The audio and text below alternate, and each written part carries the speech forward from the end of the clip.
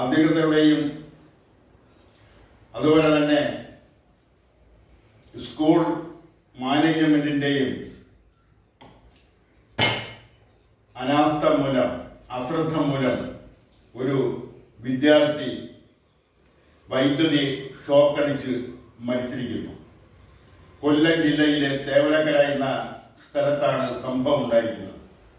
അവിടെ സൈക്കിൾ ഷെഡിന് വേണ്ടി താൽക്കാലികമായിട്ട് നിർമ്മിച്ച ഷെഡിന് മുകളിലൂടെ വൈദ്യുതി ലൈൻ കടന്നു പോകുന്നു. ആ വൈദ്യുതി ലൈൻ കേബിളിനകത്തല്ല ഇട്ടിരിക്കുന്നത്, ഓപ്പൺ ആയിട്ടാണ് ഇട്ടിരിക്കുന്നത്, ഓവർഹെഡായിട്ടാണ് ഇട്ടിരിക്കുന്നത്.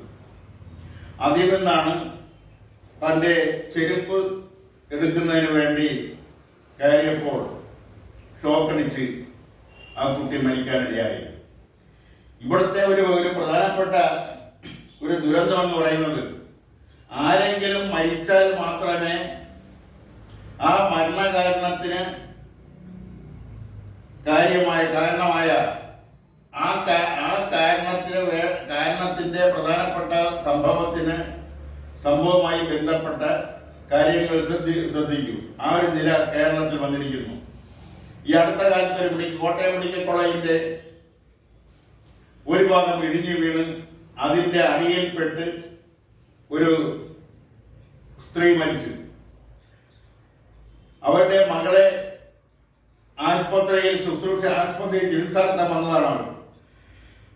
അവർ അതിനകത്ത് മണ്ണിന്റെ അടിയിൽ കുടുങ്ങി കിടക്കുന്നു എന്ന വിവരം തന്നെ അറിയുന്നത് താമസിച്ചാണ്. അപ്പോഴേക്കും അവരുടെ ജീവൻ നഷ്ടപ്പെട്ടു കഴിഞ്ഞിരുന്നു. ഇതിങ്ങനെ ഒറ്റപ്പെട്ട സംഭവമല്ല. കാരണം എന്ന് പറയുന്നത്, ഇത്തരം സ്ഥാപനങ്ങൾക്ക് ഫിറ്റ്നസ് സർട്ടിഫിക്കറ്റ് കൊടുക്കുന്ന അധികാരികൾ അടക്കം അവിടുത്തെ പ്രധാനപ്പെട്ട ഉദ്യോഗസ്ഥർ, പ്രത്യേകിച്ച് സ്കൂളിലാകുമ്പോഴത്തേന് സ്കൂളിൽ PTA ഉണ്ട്, എയ്ഡഡ് സ്കൂളാണ്, മാനേജ്മെന്റ് ഉണ്ട് അവിടെ.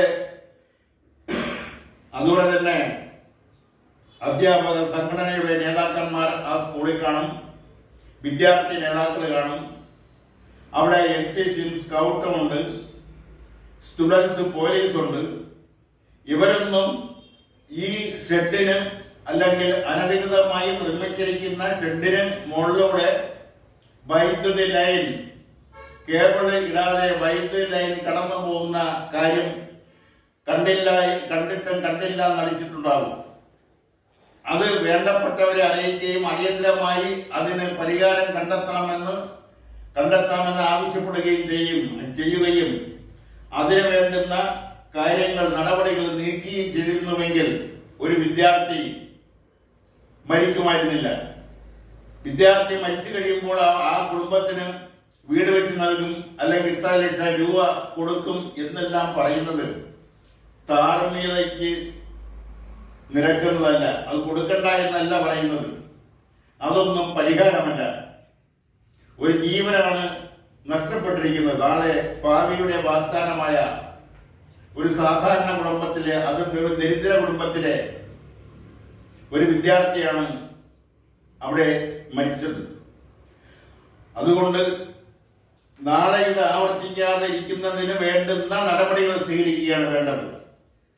ആ താൽക്കാലിക ഷെഡിന് ഫിറ്റ്നസ് സർട്ടിഫിക്കറ്റ് കൊടുത്ത തദ്ദേശീയ സ്വയംഭരണ സ്ഥാപനത്തിലെ ഉദ്യോഗസ്ഥർ, അവിടുത്തെ ഭരണസമിതി, ആ സ്കൂൾ നിൽക്കുന്ന സ്ഥലത്തെ തദ്ദേശീയ സ്വയംഭരണ സ്ഥാപനത്തിലെ ജനപ്രതിനിധി അടക്കം ഇതിൽ കുറ്റക്കാരാണ്.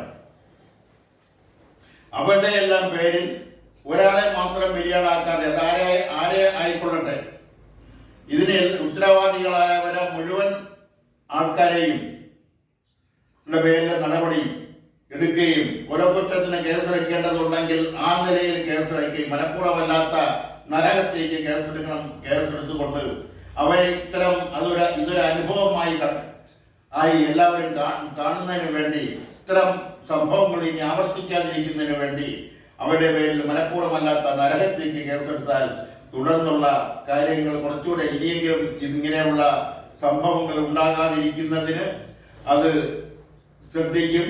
ഫിറ്റ്നസ് സർട്ടിഫിക്കറ്റ് കൊടുക്കുമ്പോൾ അവിടെ അവിടെ പണം വാങ്ങിക്കൊണ്ട് അല്ലെങ്കിൽ സ്വാധീനത്തിന്റെ പേരിൽ ഫിറ്റ്നസ് സർട്ടിഫിക്കറ്റ് കൊടുക്കുന്ന പ്രവണത സർക്കാർ ഉദ്യോഗസ്ഥന്മാർ, അത് എഞ്ചിനീയർ ആയാലും പഞ്ചായത്ത് സെക്രട്ടറി ആയാലും അതുപോലുള്ള മറ്റ് സർക്കാർ ഉദ്യോഗസ്ഥരായാലും അവരുടെ ആ പ്രവണത അവസാനിപ്പിക്കുന്നതിനും ഉതകും എന്ന് പറഞ്ഞുകൊണ്ട് ഇത്തരം സംഭവങ്ങൾ ആവർത്തിക്കാതിരിക്കുന്നതിന് അതിശക്തമായ നടപടികൾ ഉണ്ടാവണമെന്ന് അഭ്യർത്ഥിച്ചുകൊണ്ട് നിർത്തുന്നു.